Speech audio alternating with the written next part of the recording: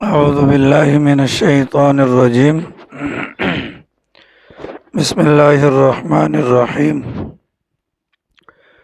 ولا تکونوا کالذین تفرقوا واختلفوا من بعد ما جاءهم البینات واولئک لهم عذاب عظیم یوم تبیض وجوہ وتسود وجوہ فاما الذین اسودت وجوہهم اکفرتم بعد ایمانکم فذوقوا العذاب بما کنتم تکفرون واما الذین ابیضت وجوہہم ففی رحمت اللہ وہم فیہا خالدون۔ سورہ آل عمران مدینہ منورہ کے اندر نازل ہونے والی اس مبارک سورت کے متعلق گزشتہ آیات کے اندر کچھ باتیں آپ کے سامنے بیان ہوئیں۔ ان کا خلاصہ اور لب لباب یہ ہے کہ یہود مدینہ کو وہاں پر آباد قبیلے اوس اور خزرج کے لوگوں کا مسلمان ہو جانا، باہم ان کا محبت کا اتفاق کا تعلق قائم ہو جانا، اور یہود و نصارہ کا ان دونوں خاندانوں کے اپنے قبضے سے نکل جانا یہ گوارا نہ ہوا۔ چنانچہ مسلمانوں کی اجتماعیت کے اندر تفرقہ ڈالنے کے لیے ان لوگوں نے چال چلی اور پرانی لڑائیوں کا تذکرہ کروا کر یہاں پر جو موجودہ مسلمان تھے ان کو آپس میں لڑوانے کی کوشش کی، اور جس کے نتیجے میں مسلمانوں کے دل بھی ایک دوسرے کے متعلق تھوڑے بہت خراب ہوئے کہ لاٹھیاں چلی، مکے چلے، اور کپڑوں کو گھما کر، رومال گھما کر، ایک رسی کی سی شکل بنا کر ایک دوسرے کے اوپر حملہ آور بھی ہوئے، اور آگے چل کر لڑائی کا وقت بھی طے ہوا۔ اس مجمع کے اندر جو مسلمان موجود تھے دوسرے خاندانوں کے، ان لوگوں نے اس معاملات میں خاموشی کی راہ اختیار کی۔ اللہ تعالیٰ نے ماقبل والی آیات کے اندر ان کو تنبیہ فرمائی کہ یہ موقع تمہارا خاموش رہنے کا نہیں تھا، بلکہ اس موقع پر جو تمہاری ذمہ داری تھی وہ دعوت اللہ تھی اور دعوت الخیر تھی، کہ یہاں پر جو مسلمان تھے تم ان کو سمجھاتے اور ان کی اصلاح کی کوشش کرتے کہ اس موقع پر جذبات سے نہیں بلکہ اس موقع پر اعمال سے کام لینے کی ضرورت ہے۔ اس کے ضمن میں آپ کے سامنے یہ بات ہو چکی ہے کہ اللہ تعالیٰ نے ماقبل میں فرمایا کہ ایک جماعت ایسی ہونی چاہیے، ایک جماعت ہر زمانے کے اندر، ہر دور کے اندر ایسی ہو جو لوگوں کو اللہ کی طرف بلانے والی ہو، جو لوگوں کو اللہ کے دین کی دعوت دینے والی ہو، جو لوگوں کو بھلائی کا حکم کرنے والی ہو، اور جو لوگوں کو برائی سے باز رہنے کی تلقین کرنے والی ہو۔ چنانچہ اس وقت سے لے کر آج تک اور آج سے لے کر قیامت تک ایک جماعت ایسی انشاءاللہ ہوگی کہ جو لوگوں کو دین کی دعوت دینے والی ہوگی اور لوگوں کی آخرت کے بارے میں فکر کرنے والی ہوگی۔ البتہ یہ جو دعوت اللہ والا معاملہ ہے اس کے متعلق بھی آپ کے سامنے بیان ہوا تھا کہ کسی ایک خاص طریقے کے ساتھ یہ خاص نہیں ہے، بلکہ دعوت اللہ کے لیے جون سا راستہ بھی انسان کو اچھا لگے، آسان لگے، یا جس راستے پر چل کر بھی وہ لوگوں کو دین کی دعوت دے سکے، اسی راستے کو اپنا کر لوگوں کو دین کی طرف بلانا یہ ذمہ داری ہے۔ چنانچہ دعوت و تبلیغ کے اندر ایک صورت وہ ہے کہ لوگوں کو اللہ کی طرف بلوایا جاتا ہے۔ مدارس دینیہ کے اندر لوگوں کو پڑھا کر طلباء کو یہ دعوت اللہ کا جو فریضہ ہے وہ سر انجام دیا جاتا ہے۔ خانقاہوں کے اندر لوگوں کو بلا کر ان کے دل پر محنت کی جاتی ہے، ان کے برے اعمال کو ان سے چھڑوا کر ان کو دعوت اللہ کے راستے پر گامزن کیا جاتا ہے۔ یہ سارے کے سارے کام الحمدللہ ہو رہے ہیں، اور یہ جو کام ہیں یہ ضروری ہیں۔ ان کی مثال فرض کے کفایہ کی طرح ہے۔ اگر سارے لوگ یہ کام چھوڑ دیں گے تو نتیجتاً پوری امت گناہ گار ہوگی۔ لہذا ایک طبقہ، ایک جماعت ہر زمانے کے اندر ایسی موجود رہے گی اور رہی ہے کہ جو لوگوں کو دین کی طرف بلانے والی ہے۔ ان کے متعلق اللہ نے فرمایا کہ جو یہ کام کرے گا تو وہ فلاح یافتہ ہوگا، وہ کامیاب ہوگا، اور جو اس کام سے پیچھے ہٹ جائے گا تو نتیجہ کیا ہوگا؟ وہ ناکام ہو جائے گا۔ ناکام دنیاوی اعتبار سے بھی ہوگا اور ناکام آخرت کے اعتبار سے بھی ہوگا۔ اس کے ضمن میں آپ کے سامنے یہ بات بھی رکھی گئی کہ حدیث پاک کے اندر آتا ہے کہ گھر کا بڑا بھی وہ گھر کا ذمہ دار ہوتا ہے، اور گھر کے اندر جتنے بھی افراد ہوتے ہیں ان تمام لوگوں کی دینی تربیت کے حوالے سے کل قیامت والے دن اس بندے سے بھی پوچھ ہوگی۔ تو ہماری اولاد ہے، ہمارے ماتحت ہے، ہمارے گھروں پر ہماری بیویاں ہیں، ہمارے ماتحت ہیں، ہمارے کاروبار کے اندر ہمارے ملازمین ہیں وہ ہمارے ماتحت ہیں، ان کی اصلاح کی فکر کرنا یہ بھی ہماری ذمہ داری ہے، اور کل قیامت والے دن ہم سے اس بارے میں بھی پوچھ ہوگی۔ چنانچہ جو ہمارے دوست احباب ہیں جو گناہوں کے اندر لگے ہیں اور ہمیں یہ نظر آتا ہے کہ یہ میری بات مان لیں گے یا مجھ سے مشورہ کرتے ہیں اور میری رائے کا احترام کرتے ہیں، تو بھی ہماری ذمہ داری بنتی ہے ان لوگوں کو دین کی بات پہنچا دی جائے۔ بنی اسرائیل کے متعلق ان کی ہلاکت اور تباہی کے بنیادی اسباب میں سے ایک سبب یہ بیان کیا جاتا ہے کہ وہ لوگوں کو دین کی دعوت دیتے تھے، اچھائی کے راستے کی دعوت دیتے تھے، لیکن جب لوگ باز نہیں آتے تھے تو وہ جو دعوت دینے والے ہوتے تھے ان گناہ گاروں کے ساتھ مل جاتے تھے، ان کے رنگ میں رنگ جاتے تھے۔ تو بنیادی طور پر اگر میں اور آپ اپنے آپ کو ہلاکت سے بچانا چاہیں تو یہ دعوت والا کام کرنا ہے، لوگوں کو خیر کی بات بتلانی ہے۔ کوئی داڑھی موڑتا ہے تو اس کو بتلانا ہے، کوئی داڑھی کٹواتا ہے تو اس کو بتلانا ہے، کسی کی گھر کی عورتیں اگر بے پردہ ہیں تو ان کو بتلانا ہے، کسی کے گھر کے دروازے پر اگر پردہ نہیں ہے تو ان کو بتلانا ہے، جو نمازوں میں نظر نہیں آتا اس کو بتلانا ہے، جس کی اولاد نمازوں میں نظر نہیں آتی اس کو بتلانا ہے، اپنی ہلاکت سے اپنے آپ کو بچانے کے لیے یہ ہماری ذمہ داری ہے۔ وگرنہ ایک وقت وہ آئے گا کہ پیغمبر صلی اللہ علیہ وسلم کے فرمان کے مطابق اللہ تعالیٰ کی طرف سے ایک عذاب ہے کہ تم اللہ سے دعائیں مانگو گے، اللہ تمہاری دعاؤں کو قبول نہیں کرے گا۔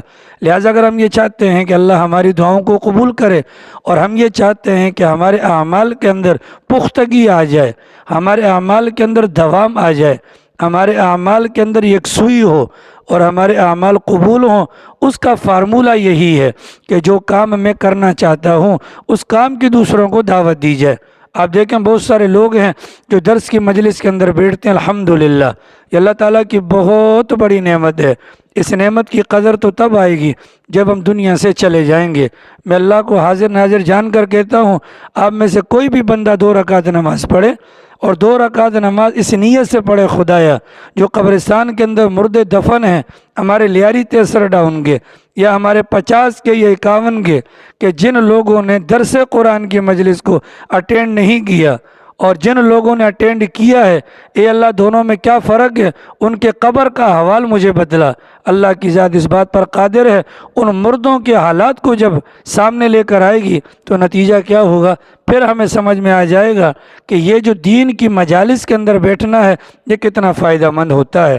اب ایک بندہ دین کی مجلس میں آ کر بیٹھتا ہے، جماعت کے اندر بھی جاتا ہے، درس کی مجلس کے اندر بھی بیٹھتا ہے، لیکن اس کے باوجود اس کی زندگی میں چینج نہیں آتا۔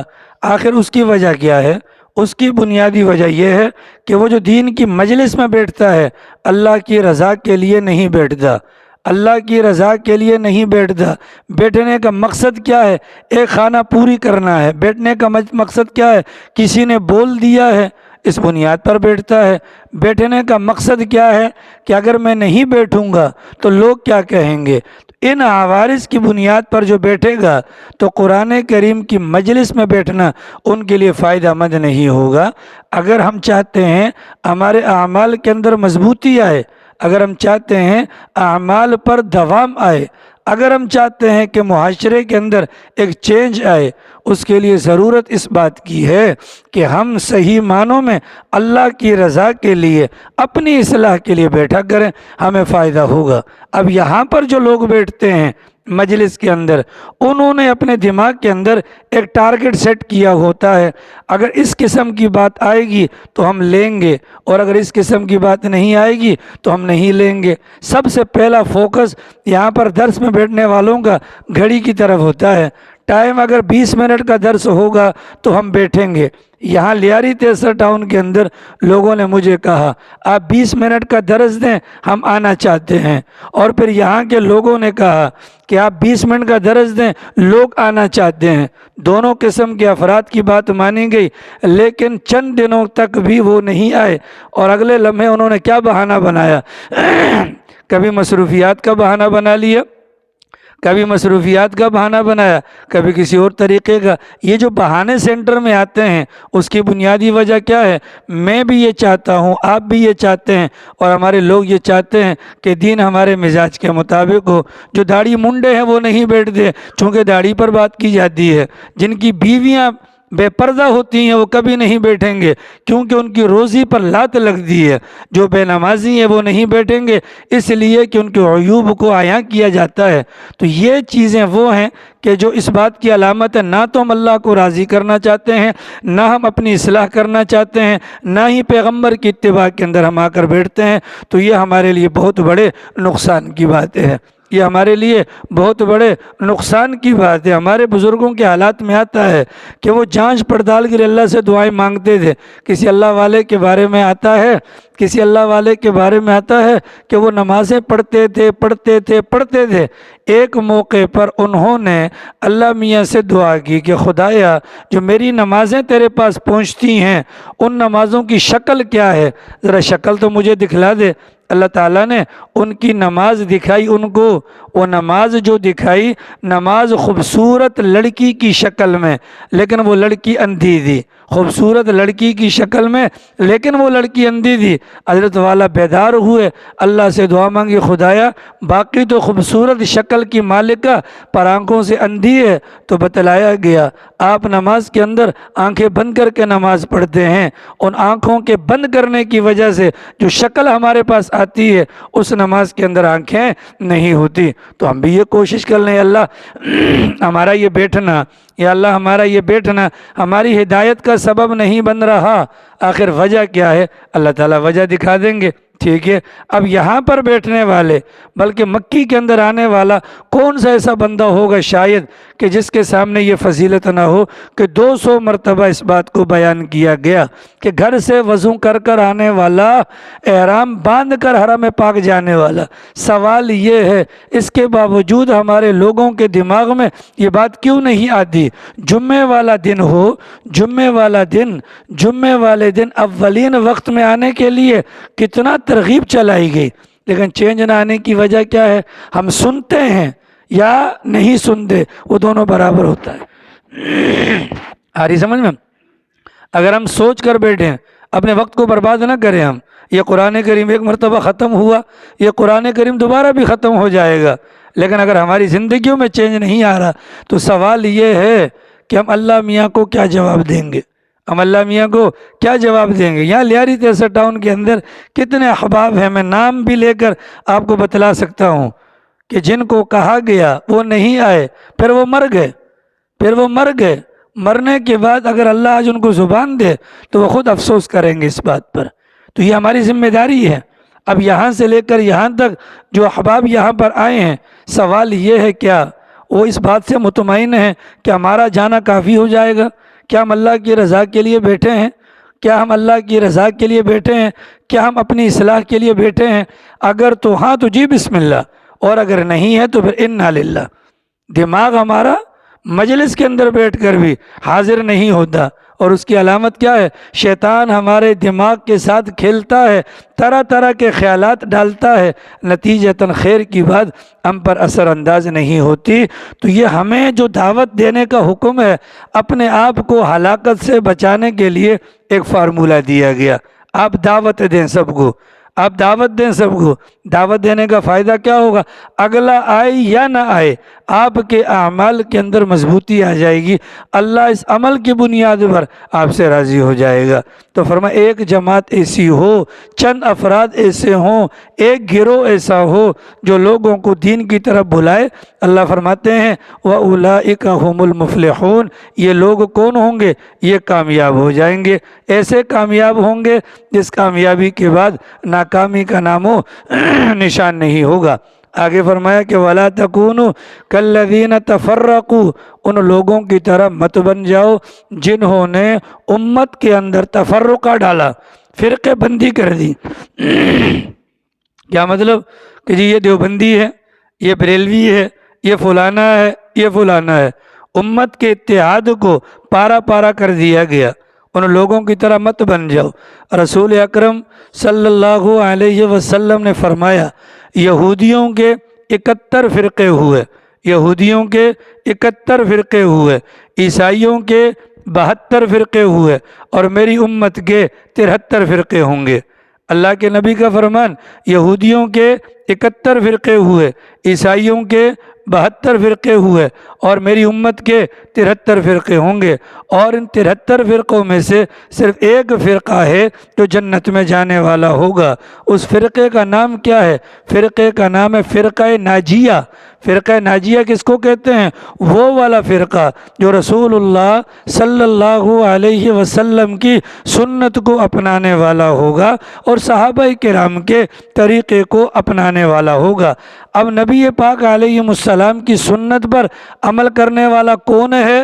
جو سر کو ننگا نہیں رکھے گا، جو سر کو ننگا نہیں رکھے گا، جو داڑھی کو مٹھی سے کم نہیں ہونے دے گا، نہ داڑھی کٹوائے گا نہ داڑھی منڈوائے گا، جو داڑھیوں کو بڑھائے گا مونچھوں کو گھٹائے گا، وہ سنت پر عمل کرنے والا ہوگا۔ جس کے شلوار کے پائنچے ٹخنوں سے اوپر ہوں گے وہ سنت پر عمل پیرا ہونے والا ہوگا، اور وہی صحابہ کرام کے طریقے پر چلنے والا ہوگا۔ تو جو اللہ کے نبی کی سنت کو اپنانے والا اور صحابہ کرام کے طریقے کو اپنانے والا ہوگا تو وہ 73 فرقوں میں سے واحد فرقہ ہوگا جو جنت میں جائے گا۔ تو جنت میں جانا ہے یا نہیں؟ اگر جنت میں جانا ہے تو ہمیں سر کے بالوں سے لے کر پاؤں کے ناخن تک اپنے آپ کو رسول اللہ کی سیرت کے اندر ڈھانپنا پڑے گا۔ آج آپ مسلمانوں کے بال دیکھ لیں، مسلمانوں کے بالوں میں رسول اکرم صلی اللہ علیہ وسلم کا طریقہ نظر نہیں آتا۔ پیغمبر سے بالوں کے متعلق 3 طرح کے احکام آتے ہیں۔ پیغمبر کے بال یا تو آدھے کان تک گئے تھے، یا پیغمبر کے بال کان کی لو تک گئے تھے، یا پیغمبر کے بال اپنا کندھوں تک گئے تھے۔ سوال یہ ہے آیا یہ طریقہ آج موجود ہے؟ جو ہماری اولاد بال کٹواتی ہے اس کے متعلق تو پیغمبر نے سختی کے ساتھ منع کیا کہ بعض حصوں کے بال لے لیے جائیں اور بعض حصوں کے بال کٹوا لیے جائیں، لیکن آج ہمارا مزاج کیا بن گیا؟ سوال یہ ہے کہ ہمارا سر اگر پیغمبر کے سر کی طرح نہیں ہوگا تو سر ہمارا اللہ کی بارگاہ میں قابل قبول نہیں ہوگا۔ تو جب سر قبول نہیں ہوگا تو دھڑ اگر قبول ہو بھی گیا تو کیا فائدہ؟ ایسا ہے کہ نہیں ہے؟ انسان کے سر پر اگر کوئی مکہ مارے تو پورا بدن کام کرنا چھوڑ دیتا ہے، انسان کے سر پر اگر کوئی گولی مارے تو انسان کا وجود کام کرنا چھوڑ دیتا ہے۔ تو سر ہمارا پیغمبر کی طرح نہیں ہے۔ پھر اپنی داڑھیوں کو دیکھ لیں، داڑھی کو کٹوانا، منڈوانا یا مٹھی سے کم کرنا یہ حرام ہے، اور یہ وہ لعنتی کام ہے۔ اگر اللہ پاک توفیق دے حرم پاک جانے کی، وہ بندہ احرام کے اندر ہوتا ہے، وہ بندہ حرم پاک کے اندر ہوتا ہے، لیکن یہ لعنت اس کا وہاں پر بھی پیچھا کر رہی ہوتی ہے۔ وہ بندہ قرآن کی تلاوت کرتا ہے لیکن داڑھی کو کٹوانے والے پر لعنت برس رہی ہوتی ہے۔ وہ تہجد کے اندر ہوتا ہے پھر بھی لعنت اس کا پیچھا کرتی رہتی ہے۔ وہ مصلی پر ہوتا ہے پھر بھی لعنت اس کا پیچھا کرتی ہے۔ یہ کوئی معمولی بات نہیں ہے۔ میں نے اور آپ نے ایک قسم کھا رکھی ہے، پیغمبر کی مخالفت کرنی ہے جی۔ پیغمبر نے کہا مونچھیں چھوٹی کرو، ہم نے کہا نہیں جی ہم تو مونچھیں بڑی کریں گے۔ ایسا ہے کہ نہیں؟ اس موقع پر کہا جاتا ہے حضرت عمر کی مونچھیں بڑی تھیں، تو جناب حضرت عمر کی مونچھیں اگر بڑی تھیں تو وہ جہاد کی بنیاد پر ایک مجاہد کے لیے حکم ہے کہ وہ مونچھیں بڑی رکھے گا۔ عام مسلمانوں کے لیے حکم کیا ہے؟ وہ مونچھیں چھوٹی رکھے گا۔ پیغمبر کا فرمان ہے اگر حضرت عمر کے زمانے میں حضرت عمر کی مونچھیں بڑی تھیں، ان کے لب صاف ہوتے تھے، لیاری تیسر ٹاؤن کے اندر میں آپ کو ایسے مونچھوں والے دکھا سکتا ہوں کہ ان کے مونچھوں کے بال چائے کے اندر پانی کے اندر باقاعدہ لگتے ہیں۔ پیغمبر نے کہا مونچھیں کٹاؤ اور داڑیاں بڑھاؤ۔ ہم نے کہا کہ نہیں سرکار، آپ کو معاذ اللہ غلط فہمی ہوئی ہے، یہ فیشن چل رہا ہے کیا کہ مونچھوں کو بڑھاؤ اور داڑیوں کو کٹواؤ۔ یاد رکھیے گا اللہ کے نبی علیہ السلام نے بڑی مونچھوں والے اور داڑیاں چھوٹی کرنے والے سلام کا جواب تو دور کی بات ہے، اس بندے کی طرف سے چہرہ بھی پھیر لیا تھا۔ آ رہی سمجھ میں؟ وَلَا تَكُونُوا كَالَّذِينَ تَفَرَّقُوا، یہ باتیں مت کریں کہ جی یہ تو مولویوں کا طبقہ ہی ایسا ہے، یہ تو دیوبندیوں کا طبقہ، یہ بریلویوں کا طبقہ۔ نہیں جناب والا، یہ بات طبقات کی نہیں ہے، یہ بات کس کی ہے؟ یہ فرقہ ناجیہ کی علامات ہیں کہ اگر ہم جنت میں جانا چاہتے ہیں، ہمارا یہاں بیٹھنے کا مقصد کیا ہے؟ بولیے، جنت میں جانا ہے نا، تو پیغمبر کی بات سچی ہے یا میری اور آپ کی؟ پیغمبر کی بات سچی ہے تو پیغمبر نے بتلا دیا۔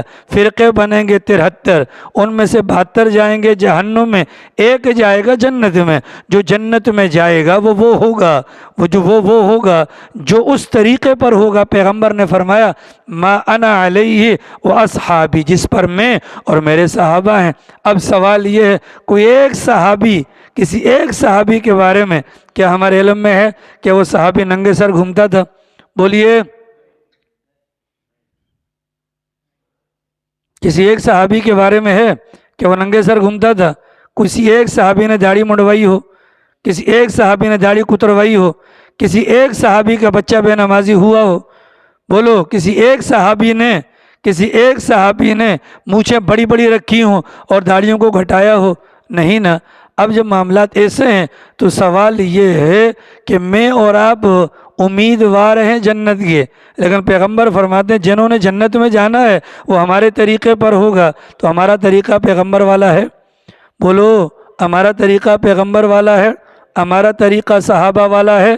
تو جنت کے اندر وہی جائے گا جو پیغمبر کے راستے پر ہوگا یا صحابہ کرام کے راستے پر ہوگا۔ تو یہ فرمایا گیا وَلَا تَفَرَّقُوا، آپس میں فرقے بازی مت کرو۔ ہاں جی، اب بعض لوگوں کی داڑھی چھوٹی ہوتی ہے، وہ کہتے ہیں ہمارا تعلق فلاں فرقے سے ہے۔ بھائی کیا مطلب؟ جو اس فرقے والے بتلاتے ہیں داڑھی وہ ہے جو 40 قدم سے نظر آئے، بعض وہ ہیں جن کی داڑھیاں بہت لمبی ہوتی ہیں۔ بھیا یہ کیا کر رکھا ہے آپ نے؟ ہمارا تعلق فلاں فرقے سے۔ او بھیا فرقے بندی کے اندر مت پڑو۔ اصل فرقہ کیا ہے؟ وہ ہے کہ اصل طریقہ وہ ہے جو محمد الرسول اللہ اور صحابہ کرام کا ہے۔ فرمایا وَلَا تَكُونُوا كَالَّذِينَ تَفَرَّقُوا، مت ہو جاؤ ان لوگوں کی طرح جنہوں نے ٹکڑے کیے ہیں، فرقہ بندی کی ہے، وَاخْتَلَفُوا، اور آپس میں اختلافات کیے۔ کب؟ مِن بَعْدِ مَا جَاءَهُمُ الْبَيِّنَاتُ، جبکہ ان کے پاس واضح دلائل آ گئے تھے، واضح دلائل آ گئے تھے۔ اب ہم میں سے ہر بندے کے پاس واضح دلائل آ گئے نا کہ داڑھی پیغمبر کی سنت ہے، واضح دلائل آ گئے۔ 1.25 لاکھ نبیوں کی سنت ہے، واضح دلائل آ گئے۔ 1.25 لاکھ صحابہ کی سنت ہے، واضح دلائل آ گئے۔ فرعون کی بھی داڑھی تھی، واضح دلائل آئے گئے۔ اس امت کا جو سب سے بڑا فرعون ہے ابو جہل، داڑھی اس نے بھی نہیں کٹوائی تھی، آ گئے نا واضح دلائل۔ اس کے بعد داڑھی مونڈنا یا داڑھی منڈوں سے تعلقات رکھنا، یا اگر اپنی اولاد داڑھی منڈواتی ہے اس کے باوجود اس کے ساتھ تعلقات کو خراب نہ کرنا، اس بات کی علامت ہے کہ میں اور آپ بھی وہی ہیں کہ جس کا ذکر آ رہا ہے کہ وَاخْتَلَفُوا مِن بَعْدِ مَا جَاءَهُمُ الْبَيِّنَاتُ وَأُولَٰئِكَ لَهُمْ عَذَابٌ عَظِيمٌ۔ اللہ فرماتے ہیں ایسے لوگوں کے لیے بڑا سخت عذاب ہے، ایسے لوگوں کے لیے کیا ہے؟ بڑا عذاب ہے۔ وَأُولَٰئِكَ لَهُمْ عَذَابٌ عَظِيمٌ، یہی ہیں وہ لوگ جن کے لیے بڑا عذاب ہے۔ اللہ جس عذاب کو بڑا کہے وہ عذاب چھوٹا نہیں ہو سکتا، وہ عذاب چھوٹا نہیں ہو سکتا۔ میں اور آپ آج تک اس بات کو سمجھ نہیں سکے ہیں کہ یہ عذاب وغیرہ ہوتا کیا ہے۔ اللہ تعالی ہماری حفاظت فرمائے۔ کوئٹہ کے اندر ایک عالم دین تھے، انہوں نے یہ بیان کیا، میں نے خود اپنے کانوں سے ان کے بیان کے اندر سنا کہ وہاں پر کوئی بندہ تھا، وہ کہتے تھے عذاب کیا ہوتا ہے جی، یہ ساری مولویوں کی اپنی بنائی ہوئی باتیں ہیں اور یہ لوگوں کو ڈراتے ہیں، مذاق اڑا رہا تھا۔ کیونکہ جب انسان زیادہ پڑھ لیتا ہے نا تو پھر وہ اس قسم کی حرکتیں کرنا شروع کرتا ہے۔ اللہ میاں بر اعتراض، چنانچہ وہ کہتا تھا یہ عذاب وغیرہ جہنم کچھ بھی نہیں ہوتا۔ اللہ تعالیٰ کی شان، اس کو رات کو خواب آیا، اس نے خواب کے اندر دیکھا کہ میدان محشر ہے اور اس کو جہنم کی طرف لے جایا جا رہا ہے، ابھی تک جہنم پہنچا نہیں ہے، آگے جاتے جاتے سیڑھیوں پر چڑھ کر ایک جگہ دروازہ بند تھا، ایک جگہ دروازہ بند تھا، اور یہ جب گیا اس کو دروازے کی طرف دھکیلا جا رہا تھا، اور اس نے اپنے ہاتھ آگے کیے تاکہ میں رک سکوں، تو جہنم کا وہ دروازہ جو تھا وہ دروازہ اتنا زیادہ گرم تھا کہ اس کے ہاتھ دروازے پر لگے اور فوراً اس کی آنکھ کھل گئی۔ جب صبح اٹھ کر دیکھا تو ہاتھ پورا کا پورا کالا ہو چکا تھا، اور مرتے دم تک اس کے ہاتھ سے وہ کالک بھی نہیں گئی، اور مرتے دم تک اس کے ہاتھ کی وہ جلن بھی ختم نہیں ہوئی۔ آری سمجھ شریفہ میں یہ تو اللہ کا شکر ہے، اللہ تعالیٰ نے ہمیں محفوظ رکھا ہوا ہے، اسی بنیاد پر ہم جری ہو گئے ہیں اور ہم دلیر ہو گئے ہیں۔ آری سمجھ شریفہ میں مولانا اسماعیل صاحب شہید رحمۃ اللہ علیہ کے پاس ایک بندہ آیا اور آ کر کہنے لگا حضرت والا انگلی میں درد ہے، دم کر دیں۔ شاہ صاحب معمولی آدمی نہیں تھے، شاہ صاحب سادات میں سے تھے، پیغمبر کے خاندان سے، اور بہت بڑے عالم اور بہت بڑے اللہ کے ولی۔ ایک مرتبہ ایک بندہ جا رہا تھا، اس بندے کے چہرے پر ایسا نور تھا، کسی عالم نے دیکھ کر بلایا کہ بھیا بات سنیں، یہ تمہارے چہرے پر یہ عجیب و غریب یہ نور کیسے آیا؟ تمہارے خاندان کو تو میں جانتا ہوں، اتنے خوبصورت تو نہیں ہے وہ۔ اس بندے نے کہا ایک مرتبہ میں جا رہا تھا، حضرت شاہ اسماعیل صاحب شہید رحمۃ اللہ علیہ اپنے دروازے پر کھڑے تھے، ان کی نظر میرے چہرے پر پڑی، اللہ نے میرے چہرے کو منور بنا دیا۔ اتنے بڑے عالم تھے۔ شاہ صاحب کے پاس بندہ آیا اور کہنے لگا حضرت انگلی میں درد ہے، دم کر دیں۔ حضرت نے کچھ آیات پڑھ کر دم کیا، اس نے کہا حضرت آرام نہیں آ رہا، دوبارہ دم کیا، آرام نہیں آ رہا، دوبارہ دم کیا، آرام نہیں آ رہا۔ تو شاہ صاحب نے کہا بیٹا لگتا ہے یہ تمہاری انگلی یہ جہنم کی آگ کو چھو کر آئی ہے۔ بندے نے کہا بالکل سچ فرمایا آپ نے، بالکل۔ کہ کیا ماجرا ہوا تھا؟ کہ حضرت میرے ابا تھے، زکوٰۃ نہیں دیتے تھے اور سارے پیسے جمع کرتے تھے، اب جب ان کا انتقال ہوا تو ہم دونوں بھائیوں نے طے کیا کہ باپ کے پیسے سے دنیا میں جب ہمیں نفع نہیں ہوا تو مرنے کے بعد بھی ہم نہیں لیں گے۔ وہ جو اشرفیوں کی یا درہموں کی جو تھیلی تھی ہم نے قبر کے اندر پھینک دی۔ حضرت والا رات کا وقت ہوا تو میرے دل میں ایک تمنا پیدا ہوئی کہ جا کر وہ تھیلی نکال دیتا ہوں۔ جب جا کر میں نے قبر کو کھولا تو وہ جو اشرفیوں کی تھیلی ہم پھینک کر گئے تھے وہ میرے باپ کے جسم پر چپک چکی تھی۔ میں بڑا حیران ہوا اور میں نے ہمت کر کے سلپ ہٹا کر ایک درہم کی تھیلی کو یا اشرفی کو جو اوپر چپکا ہوا تھا صرف کریدنے کی کوشش کی، اکھاڑنے کی، تو میری انگلی کا پورا جو اس کے ساتھ ٹچ ہوا اس وقت سے لے کر آج تک نہ اس کی تکلیف کے اندر کمی آئی اور نہ ہی اس کے اندر جلن میں کمی آئی۔ حضرت والا نے فرمایا برخوردار وہ تمہارے ابا کے وہ حالات یا وہ جو مال تھا وہ تو جہنم کے اندر اس کے لیے عذاب بن کے آ رہا تھا، اور تمہاری انگلی کے جس حصے نے اس کو ٹچ کیا گویا کہ عذاب جہنم کو ٹچ کیا۔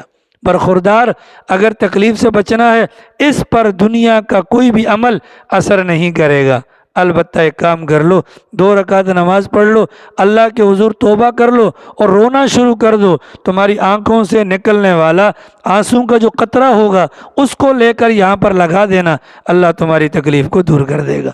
آ رہی سمجھ شریفہ میں جی؟ بولیے۔ تو اللہ تعالیٰ کے عذاب سے ڈرنا چاہیے، اللہ تعالیٰ کے عذاب سے۔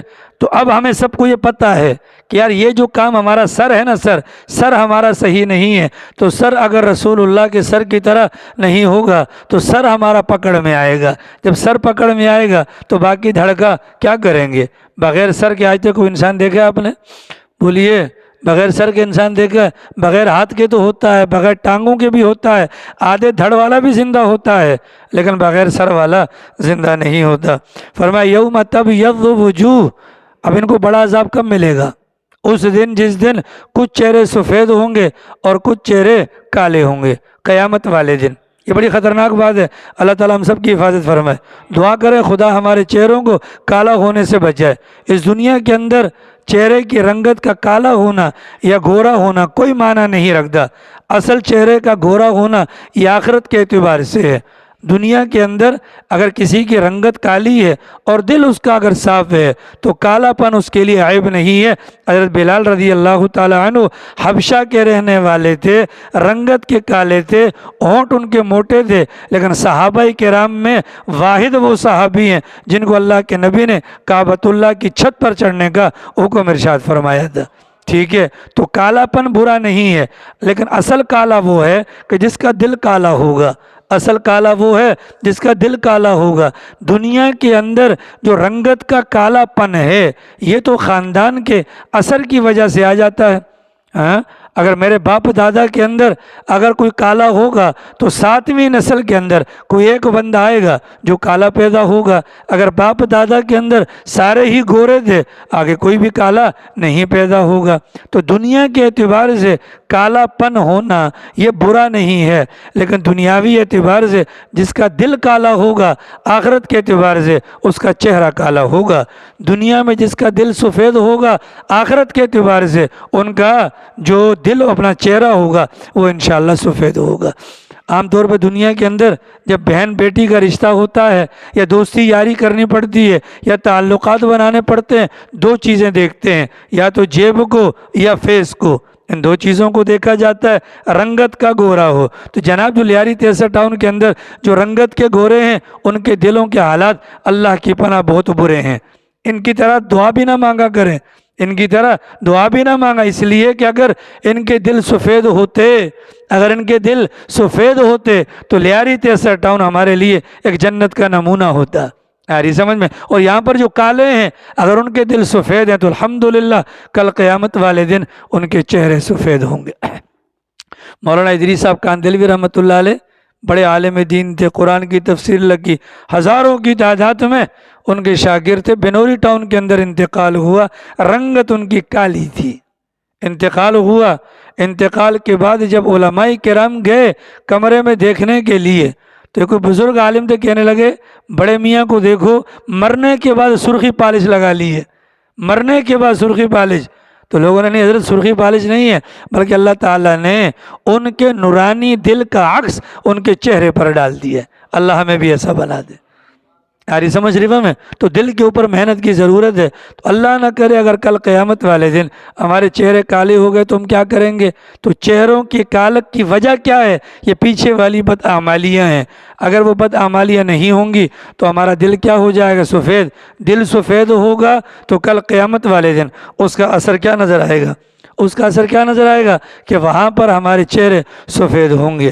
اکفرتم بعد ایمانکم، چہروں کی کالک کے بعد کہا جائے گا ہاں بھائی تم نے ایمان کے بعد کفر کو اختیار کیا تھا نا، اب اس کالک کا مزہ چکھو۔ فذوقوا العذاب بما کنتم تکفرون واما الذین ابیضت، اور انشاءاللہ جن کے دل یہاں پر سفید ہوئے وہاں ان کے چہرے سفید ہو جائیں گے۔ تو جن کے چہرے وہاں پر سفید ہوں گے فہم فی رحمت اللہ، وہ اللہ کی رحمت میں ہوں گے۔ وہ کہاں ہوں گے؟ اللہ ہم سب کو شامل فرمائے۔ بھائی دعا مانگا کرے اللہ ہمیں تو اپنی رحمت میں شامل فرما۔ ٹھیک ہے، اللہ کی رحمت کن کے ساتھ ہوگی؟ گوروں کے ساتھ۔ یہاں والے گورے نہیں، وہاں والے گورے۔ یہاں ہمارے 63 کے اندر بہت سارے لوگ آپ کو نظر آئیں گے جو رنگت کے بھی کالے ہیں اور دل کے اس سے زیادہ کالے ہیں۔ اللہ ان کالوں سے بچائے، اللہ ان کالوں سے بچائے۔ اور وہ کالوں کے دل کے کالے ہونے کا پتہ ان کے اعمال سے چلتا ہے۔ یہ دیواریں ہیں نا، دیواریں، یہ کیا ہیں؟ یہ دیواریں ہیں۔ پیغمبر کا فرمان ہے ایک وقت آئے گا، انا للہ، امام شافعی کا فرمان ہے ایک وقت آئے گا تمہارے گھر کی دیواریں بھی تمہارے ساتھ زنا کریں گی، دیواریں بھی خبر دیں گی، دیواریں بھی خبر دیں گی۔ اب یہ حالات ایسے پیدا ہو گئے کہ ہم جو باتیں کرتے ہیں دوسروں کے متعلق وہ گھوم پھر کے ہمارے کانوں تک پہنچ جاتی ہیں۔ تو یہ جن کی باتیں پہنچتی ہیں وہ دل کے کالے ہوتے ہیں، وہ دل کے، کبھی ان کی شکل بھی کالی ہوتی ہے اور کبھی ان کی شکل گھوری بھی ہوتی ہے، لیکن دل کے کالے ہوتے ہیں۔ تو دل کا کالا ہونا یہ بہت بڑی ہلاکت ہے، دل کا کالا ہونا یہ بہت بڑی ہلاکت ہے۔ فرمایا کہ فہم فی رحمت اللہ، وہ اللہ کی رحمت میں ہوں گے، ہم فیہا خالدون، اس کے اندر وہ ہمیشہ رہیں گے۔ تلک آیات اللہ نتلوہا علیک بالحق فرمایا گیا۔ پیغمبر صلی اللہ علیہ وسلم یہ ساری کی ساری اللہ کی نشانیاں ہیں جو ہم آپ کے سامنے پڑھ کر یا تلاوت کر کے آپ کو سناتے ہیں۔ وَمَا اللَّهُ يُرِيدُ ظُلْمًا لِلْعَالَمِينَ، اللہ کسی پر جہاں والوں میں سے ظلم کرنے والا نہیں ہے۔ آ رہی سمجھ میں؟ بولیے سمجھ میں آ رہی ہے؟ اس دنیا میں آنے کا مقصد کیا ہے؟ دل پر محنت ہے۔ ہاں کیا ہے؟ دل پر محنت ہے۔ حضرت ابراہیم کی دعا ہے نا، حضرت ابراہیم کی دعا ہے کہ نہیں، وَلَا تُخْزِنِي يَوْمَ يُبْعَثُونَ يَوْمَ لَا يَنْفَعُ مَالٌ وَلَا بَنُونَ۔ خدایا قیامت کا دن ایسا ہوگا نہ مال کام آئے گا نہ اولاد کام آئے گی، إِلَّا مَنْ أَتَى اللَّهَ بِقَلْبٍ سلیم، وہاں کام آئے گا وہ جو سنورا ہوا دل ہوگا، جو صاف ستھرا دل ہوگا۔ اور حضرت انس سے پیغمبر نے فرمایا تھا، اے میرے بیٹے، میری سب سے بڑی سنت کہ یہ جو دل ہے نا، دل یہ دوسروں کے حوالے سے بالکلیہ طور پر پاک ہو، بالکلیہ طور پر کیا ہو؟ پاک ہو۔ تو دل کے اوپر محنت کرنے کی ضرورت ہے۔ تو جب دل پر محنت کریں گے اس کا اثر کہاں پر آئے گا؟ ہمارے چہرے پر آئے گا۔ وَلِلَّهِ مَا فِي السَّمَاوَاتِ وَمَا فِي الْأَرْضِ، اللہ ہی کے لیے ہے جو کچھ آسمانوں میں ہے اور جو کچھ زمین میں ہے۔ وَإِلَى اللَّهِ تُرْجَعُ الْأُمُورُ، اور جتنے بھی معاملات ہیں وہ پلٹ کر اللہ میاں کی طرف جاتے ہیں۔ اللہ تعالیٰ توفیق عمل نصیب فرمائے۔ باقی انشاءاللہ کل